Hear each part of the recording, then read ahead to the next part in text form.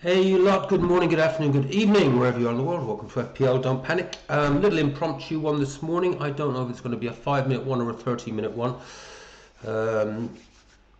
Let's see where it goes. What prompted me to do this one was, actually watched a little bit of content last night as it was. It was quite an interesting one, Chasing Green Arrows. I'm sure a few of you guys follow Chasing Green Arrows. But it was quite interesting. They were actually talking about a lot about what I've actually probably been talking about for I'd say since about game week 10, really. About game week 10, bringing it up occasionally, especially when I do my averages, which I know I haven't done for 4 or 5 weeks. The sort of season averages, 50k, 100k, etc. Number one in the world, and they were really talking towards the lack of premiums, how that's affected numbers, obviously how DEFCON has changed the game, etc. And it was actually really interesting content, and it was actually confirming a lot of what I've already spoke about. They had I have actually asked them if I can borrow some of them, because so hopefully they'll come back to me. I thought some of the charts that they presented, put it as I'll waffle about it and I'll show my little spreadsheets and stuff. These guys put some really interesting data together in terms of the that decrease over the last 3, 4, 5 seasons. In fact, they went back further. They went back even further, and how the number of premiums, those 10 million plus players that you can sort of rely on to form the core of your team, but that you had to make choices. That you couldn't have. Just off the top of my head, you couldn't have a Haaland, a Salah, a Saka, a De Bruyne, a Trippier, etc., a Son. When these guys were firing, and that like 3 or 4 seasons ago, that was the array of choices we had, and a few more as well. And they went back further, even further than that. The array of choices now that's just decreased, until now, in effect, we are at a Gabriel who isn't classed, I guess, as a premium, but he's, I guess, producing close to premium numbers. Haaland.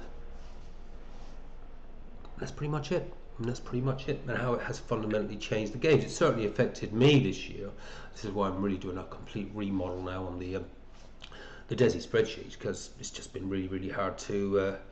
That at the core of my principles was that you form the core of your team. You do get that core in of your Haaland and your Salah, and then you've got like the 3 or 4 peripheral places around that where you try and find those little gems that keep those averages going. So you're sort of hitting towards, in my case, I aim for 70, and clearly have been coming nowhere close to it this year. I'll actually talk to those averages at the moment. I haven't done them for 4 or 5 weeks. It's interesting to see where they have changed since I stopped doing them 4 or 5 weeks ago. So we'll see exactly. I've got them probably too small for you to read there. I'll blow those up in a second for you guys to see how much change there's been in 4 or 5 weeks. It's quite extraordinary. Talk briefly to my own team and why this is actually important to me right now, to actually get back to some of my basics and actually look at those averages and see, is there any chance whatsoever of making that top 100k? I suspect not, but there is a chance, albeit a very minute one. I'm effectively at 500k now. I have, as you can see from my graph just below me there, I mean, it's just been like up, down, and as you will see in the numbers that I'll show you in a minute, I have basically gone nowhere since game week 19. It's just this, and my numbers are completely in line with that. And again, that is it is not, because of course some people have gained grains, and those that have gone real differential and taken some wild swings that have worked out, that have jumped ranks. None of my swings worked out. As fundamental as that, and that was kind of, if you didn't get off to a good start, as you can see, I wasn't too bad right at the beginning of the season. There took the usual sort of, a couple of decent scores, then the big drop, which is kind of be expected, because in those early game weeks you've got a bunch of people that blow their chips early, etc., and there's all sorts of things goes on. And then obviously I had a nice decent recovery, was up to 250k, and the big problem was that then I dropped down you know, you saw I was misbehaving badly really with some of the things I was trying to do. Rather than trying to play steady Eddie, and because I took that drop, I guess, you know, right up to game week 1, 2, 3, 4. I will have a look at it in a minute, but basically, I dropped and have just never been able to recover it. Recovered a little bit from 1.2 million, but I've never really been truly able to recover it. And it's that importance of getting off to a good start these days, I think, and trying to get yourself at least in that sort of top 3, 4, 500k. Now, I'm not saying that you can't be down around 2, 3, 4 million and still recover it. Of course you can, but it certainly makes things a lot easier if you don't have the disaster start. And similar to last year, I did have that bad start last year where I did drop down, right down, but I was able to recover and I chipped away and I could feel that steady incremental rise right across the season. I have just gone nowhere since game week 19, literally nowhere, and you'll get a feeling for why when I bring up my numbers in a second. So listen, that's kind of how I've got myself in, as you can see on the screen there, and I haven't made any definitive decisions. What I'm looking at in the spreadsheet, though, which I'll show you in a second, is a wee bit different. The team is solid enough. I've got some depth. The fixtures aren't bad. It's kind of okay. It's kind of okay. The question is, within this team, having now only just one free transfer, we know we now confirmed. So at least I punted right there. You know that the double is going to be, there's only going to be one more double, and that's going to be City and Palace, and that's it basically, the City Palace double. So we don't have to worry about that possible of Bournemouth coming into the fray and creating even more chaos. Maybe the chaos would have been good. The chaos does present opportunities sometimes, but with no transfers, just the one transfer, it'll be difficult. And there are still a few out there with having their be wildcarding this week probably. There's a few triple captains floating around, those that didn't blow it on Gabriel. So and certainly a few bench boosters. I think a lot of people have used most, if not all, of their chips. But have a look at these numbers. So my big question in this video, I'm going to talk to the averages and what they actually look like at the moment, is effectively over 60 points gap between where I am, just barely outside the top 500k, to at least make the 100k, which is, I wanted to do a lot better than that this year, but can I crack 100k? Is it possible? Let's have a look. Right, let's start with this one before we look at the team. Hopefully I can make this big enough for you guys to read reasonably easily. So yeah, I normally do this on a sort of a weekly basis and or game week basis, and haven't for a while. Last time I did it was back in game week 30, and I've got the sort of data from game week 19 there of taken out the 500k, because effectively I am the 500k average now, and my rank at 509,000. Game week points this week 59 points, total points of 1,987, which my average is 59. It is actually 58.5 if we want to get down to decimal points, and the decimal points are actually quite important because it makes a big difference across the season. So 100k average is 2,066 points with an average of 61. It is in fact 61.2 to be precise. So we are talking 61, 71, 74 points. That's a freaking lot. 4 game weeks. Currently living with regret. I did get a 67k rank jump this week and last week. I know I keep going on about it. If I hadn't got caught in the transit trauma, listen to too much content or listen to content, and it just freaked me out a little bit, and I started freaking with my team before I got on the plane, and then I realized I'd messed it up and I couldn't get it back to where it was. That did cost me about 35 points, that moment of madness in Dubai airport. We could be having a whole different conversation right now if I had not done that. 35 points to make up is a big difference from effectively 60 or 70 points. Can it be done? Yes, I've got the 50k numbers there for you as a reference as well. The 50k average is at 62, 2,092 points. Number one in the world currently on 2,300 points with a 67 point per game week average. All right, hasn't really changed a lot since game week 19, despite us having gone through chip season. So if you even said that chip season was starting around game week 30, it was obviously after that. Even with chip season, those averages haven't gone up dramatically. They've gone up by about a point across the board. And since game week 19, yeah, 500,000 has gone up by a couple of points, which is a shame for me. But as I say, not a dramatic rise.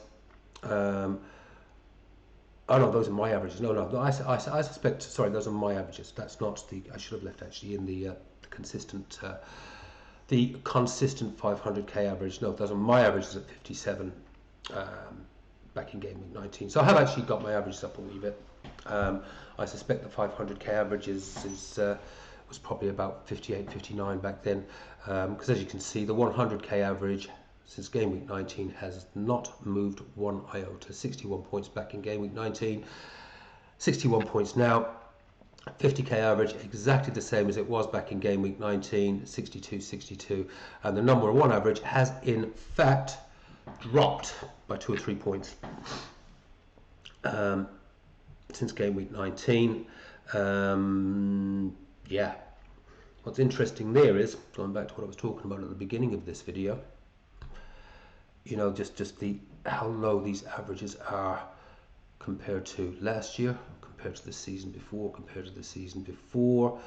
and again, I know you guys have heard me speak about this a few times, but just the newcomers, you know, the winner of FPL usually finishes on a game week average of 73, 76 points. It was quite high last year.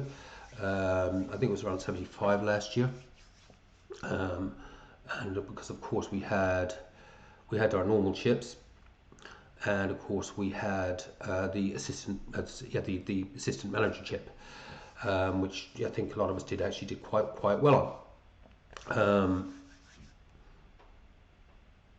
But we've got double chips this year. That should have balanced it out.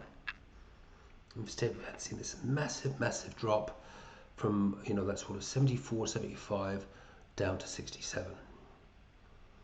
Last year Haaland, Salah kind of masked the shortening down of premium assets, because Salah was just quite simply phenomenal, and we all had our captain's armband on him. But the year before that, you know, and I remember it well, you know, there was at least 4 or 5 premiums we all wanted to try and get into our teams, as in Saka, Son, Haaland, Salah, Trippier, Gabriel. You know, there was such, and you couldn't have them all, or if you did, it meant you were really skimping around the edges. So, where am I going with all of this? I'm making a fundamental change I've spoken about next year. I want to make some real fundamental changes to my own spreadsheet algorithm and how I measure the averages, etc. But this video, as we move on just from this, I just wanted to talk about this. Go and have a look at that chasing green arrows video. As I say, it just talks about the lack of premiums and how the averages have gone down, etc. So it's stuff I've been talking to for a fair while, as you know. They just put it in a really, they lay it out really nicely. It's well worth a look towards next year, because I don't see the premiums coming back. You know, Salah's gone, but he's gone this season anyways, really, isn't he? And he's gone next year. Who's coming in? Who's coming up? It's hard to see anyone amongst the current crop of players that's going to step up to that premium level. And even if they do step up in terms of performance, they'll probably not be stepping up in terms of price. Who out of the current crop of Premier League players would you pay 10 million for? Answers in the comments. Haaland. We'll probably see the Def Connors, the good Def Connors. You know, so we'll go Garner's. Dewsbury Hall's a bit Def Conny, isn't he? We will see obviously Gabriel, some of the defenders. Well, so yeah, there's going to be those midfielders and defenders. We're certainly going to see their price jump, but they can't price them at 10 million, surely, can they? Who's going to pay 10 million for a defender? Would you pay 10 million for Gabriel now? Don't know. I don't think we would. Maybe we would. Maybe we'd have to. I can't see them pricing them at that. It's going to be really interesting to see how they do it next year. So I think we are going to see a step up in pricing for all of those players. And it will maybe become fundamentally difficult to get them all in our teams. I think it's going to be a balance between having I guess your Brunos or your Garners, etc. It's going to be an interesting one. That's why I'm sort of making, if not radical, some subtle changes to the way I'm going to measure things next year. And that's kind of what I want to do, obviously, for the rest of this season, just to start to develop that a little bit, see what the numbers start to look like. Waffle. Hope that was a little bit interesting. Go and have a look at the Green Arrows video. I found it very interesting. Maybe because it was just giving me a bit of affirmation. We all like a little bit of affirmation, don't we? All right. Topic du jour.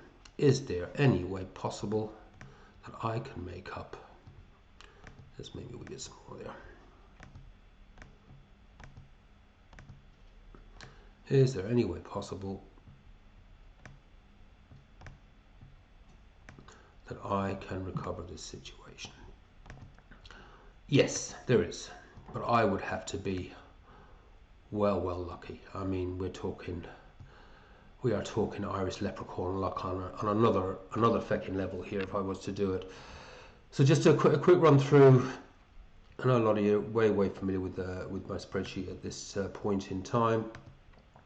I'll talk to the rules. I have not followed this year, and it has been my own downfall. I know, and I say the rules. I have not, in any way, shape, or form, followed my own rules this year. And some of them are common sense. Some of them are basic FPL rules. They're not necessarily spreadsheet rules. Why haven't I followed them? So many reasons, guys, and I promise I will do better next year. I've had a hell of a year. I know some of you know some of this stuff, and I just think just felt like having a more fun, punty year as opposed to playing in a very regimented fashion. But I have paid the price. Here are the rules, and I am going to talk about this a lot before next season, before we kick off, and I will never follow them 100%. There has to be some leeway in there. Mrs. Panic will run a team, as we know, spoken about. She will 100% follow the rules to the letter, and it'll be interesting to see who does the better between us, and we'll get you guys involved as well with some of the choices there. Number one in the rule is take no hits. Just take no hits. I have taken about 40 points at least in hits this year. In fact, at least that. I'm not even going to count them. One or two of them worked. Most of them didn't. And sometimes they'd come and backfire in the most extraordinary ways. Absolutely ridiculous ways. You saw it unfold, you know, and sometimes it didn't always unfold in that game week. It could happen a game week or two further down the line where you think you got away with it, and then somewhere further down the line the hits, it's just, yeah, take no hits. Unless extreme circumstances, I'd probably give myself a pass on it. If I can't get a full 11 out, and there is someone that I don't have that I really want, and maybe they've got a home fixture against a Burnley or a Wolves, as it could have been this year, and you think, yeah, I'll get my full 11 out that way, and there's a decent chance of payback on it because I can't get a full 11 out because injuries or suspensions or whatever the hell. Number two, roll after game week 5. In the first 5, maybe even a little more, I do believe team value is important. I think it's less important this year. So again, depending on how the pricing comes in next year, I may not play too much into that. Generally, I like to try and build that team value out and actually chase, points chase, value chase in that first 5 game weeks or so, just so you can build up that bank a bit. So if there is a flavour of the month and everyone's hot to trot because someone's banged a hat trick in that first game week, unless it's doing fundamental damage to them, yeah, let's get on them. Let's try and see if we can gain some money in the bank there, because it does really matter further into the season. I believe it does. It's mattered less so this season because the lack of premiums and the cheap DEFCONs emerging, it has been less important. So that again might be a rule that's going to be more relaxed next year, which would then go back to rule 2, which I never do. Roll, roll, roll. The value in having 2, 3, 4, 5 transfers up your sleeve. It's astronomical. And then when you build up a bit of bank value, and within my own spreadsheet, I've seen the patterns, the averages are playing out. We'll talk to that in a second. Do that mini wildcard, you know, have those 5 transfers, or actually wildcard. Don't blow the chips early. Mine were gone within the first 5 game weeks this year, or the first half of the season, and I did that for a reason. I was in the mood to have some fun or whatever. I thought, shit, I'm just going to try and get off to a flying start. It's not good practice, guys. It really isn't. Hang on to them. Hang on to them. You just don't know what's going to happen, and data is gold, you know. And if the wild card had been hung on to, etc., we would have seen the emergence, you know, would have seen the emergence, how this trend was happening with the DEFCONers, you know. And I could have moved into, you saw what happened when I was talking about the 4-5-1 for ages, and I just didn't have the transfers or the wild card to get there smoothly because of the injuries and the things and all the things. Yeah, I've spoken. This is going to change, you know, but I like to see the average of 4 for my goalkeeper, 5 for my defenders, 6 for my midfielders, and 7 for my strikers. I'm going to look at that for next year. It's changed. It's changed so much. In any season I've normally seen, previous seasons, you see players really consistently at the premium level where they're actually on 8, 9, 10, 11 point averages regularly. Very rarely found that for periods of the game this year. Really rarely. And it changes so quickly that the consistency has not been there. But what you have had is your DEFCONers, just a nice 5, 6. My dream is to have a team, 11 players going out that are consistently hitting that 5, 6 point average, little captaincy on top. Bang, 66 to 70 points. 66 points. Remember I said, you know, the average this year is number one's average is 67 points. I averaged 67 points last year. This year, if I had managed to achieve that, I'd be damn near winning the thing. I am a long way from winning it. 5 legs. No chip blowing. That's obvious. This is the one where, and then I've got the one, and this, we're going to talk to this a little bit in a second. I want to talk about what I might try and do over the next 4 game weeks to try and give myself even a half chance of cracking the 100k. Is you've got a choice really. Captain the best average player in my team on a weekly basis, you know. So if I'm going to play more in a sort of a punty fashion, who's got the best average? Right, they get the captain's armband this week. Or the other one is perma captain, the player with the best average for a 5 game week period. Still going to have do a little bit of analysis around that when the season's over to see what would have worked out best this year.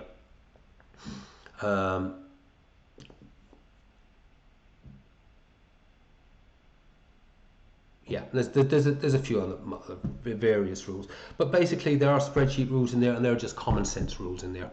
I have followed none of them this year, absolutely none of them. Right, to my team. To my team. Right, okay. Let's try and see if I can convince you guys that I can retrieve this.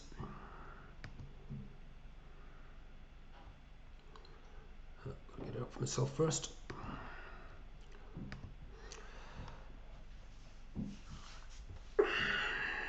60+ points to make up on 500,000 people at least over the next 4 game weeks. I'd give myself about a 10% chance. At least there's a chance.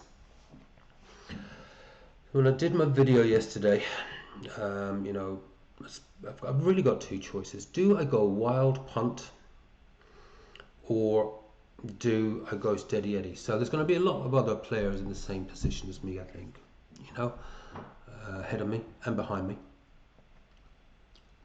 who are not happy with their rank. They're going to be wanting to make up that rank. Are there going to be enough of those that make absolutely daft decisions that if I play steady Eddie can claw back 500,000 places? I don't think so. I don't think so. There will certainly, if I play steady Eddie and can sort of, you know, crack around a sort of 60-point average, and I'll hopefully get a little captaincy return on top, I suspect I'll gain some rank. It's hard to see me regaining, you know, not regaining, I was never there, gaining, you know, enough points over them to get to you know, 100k rank.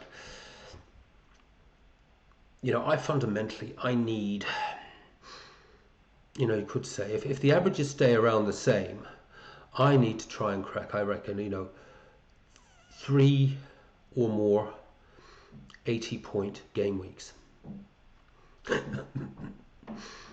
That sounds pretty unlikely, doesn't it? It really, really does, given the way the season's gone. However, I'm just looking at my own numbers here. I've done the spreadsheet there, and I've actually put in, obviously, that I forgot the last 6 game weeks played for my current team, and even though it means I've got the likes of a Rice at home to Fulham and O'Dango at home to West Ham, and Aldrete away to Wolves on the bench, who are showing some of my lowest averages, just putting in the 11 that I currently have that have got the best averages, there's a reasonably sort of consistent, you know, we've got a 69, we've got a 66, we've got a 58, a 92, we've got a 41, there's the floor. The floor ain't good, and the floor can very, very easily happen, and a 71. That's showing 61.6 average over the last 6 game weeks played. Now that doesn't include captaincy. So the one with the highest average there at the moment, in fact I've got 2 on 8.6. No, we've got Bruno on a 7.6. No point captaining him. No point captaining him. Everyone's got him. A lot of people will be captaining him. Well, there might be a bit of a divergence away. Liverpool home, Sunderland away. Yeah, there'll still be plenty captaining. Not going to be big enough of a differential there. A lot will be going Haaland, particularly in the double game week. He's not exactly been pulling up the old trees, has he?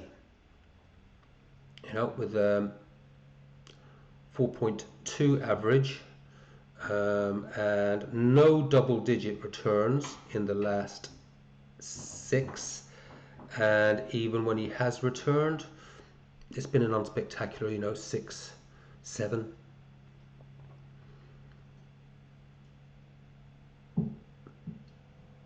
Bowen's pretty good. For his averages, Bowen's averages for me have actually been fantastic. You know, at 8.6, his average for the last 6 game weeks at 6.3. But for me, I've had him for the last 3, and he didn't play for me in the second last game. So I've had the 14 and the 10 out of him basically. So his average for me is actually about 12 points.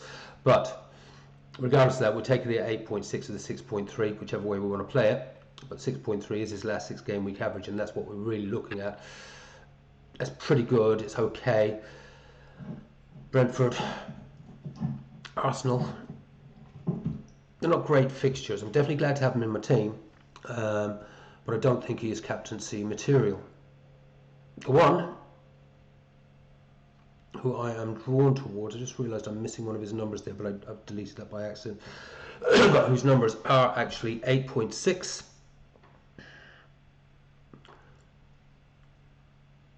is O'Reilly. And I think if I've any chance whatsoever, we've got two things I'll do here, I think. We will put the captaincy armband on O'Reilly. I think his minutes are pretty safe. The ceiling is there. You know that he can get that 17-pointer, that 14-pointer. The pathways to points are there. Obviously, it's the clean sheet points. There's the attacking returns. DEFCON, probably unlikely.